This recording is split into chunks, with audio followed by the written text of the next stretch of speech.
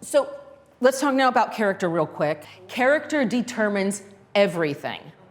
So when you understand who your characters are, why they do what they do, the way they think, that will dictate every action they take. Plot is action. When they run up against another character who has an opinion and a belief system, they are at odds. They are challenged. And that's how you get conflict.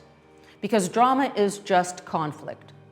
And if you don't have drama and conflict throughout your story, you're not going to keep your viewer or reader engaged. But it has to be legitimate and it has to feel real. Every choice they make creates the plot. Make those choices as believable and real and connected to their emotional journey as possible. When you're creating your character, give them a defining characteristic, because characters should be a lot of fun. And in order for us to stick with a character, there needs to be something unique and interesting about that character. There's a reason why we're going to keep watching this person.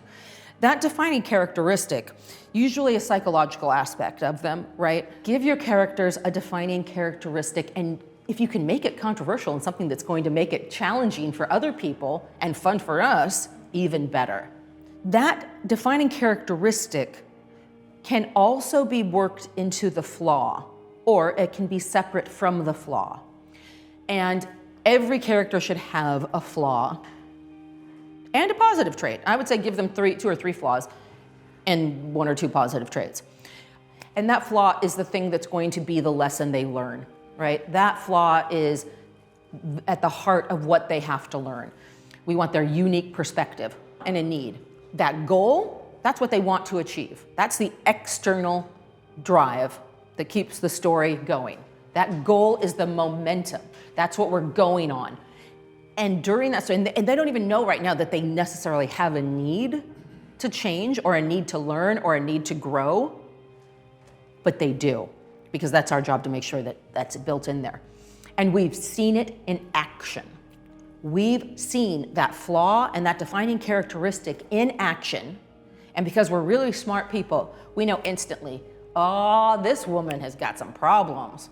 We grow up, we are born, we have no idea about anything. We come into this world as like little blank slates, and then people start showing us and talking to us and teaching us and demonstrating and driving stuff into us, into our little brains and our little hearts and our little psyches, and we believe that, right? And some of that we really believe, and then some of it we reject, and we go and we have these experiences. We want to see that lesson learned.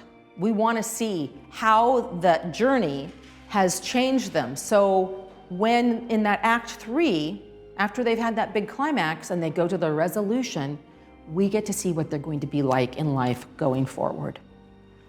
That's what it is. We want to see if they've learned anything.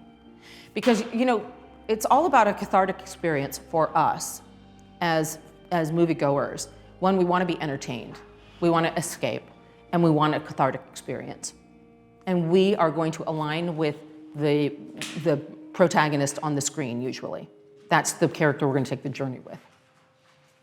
Films help us to be better people.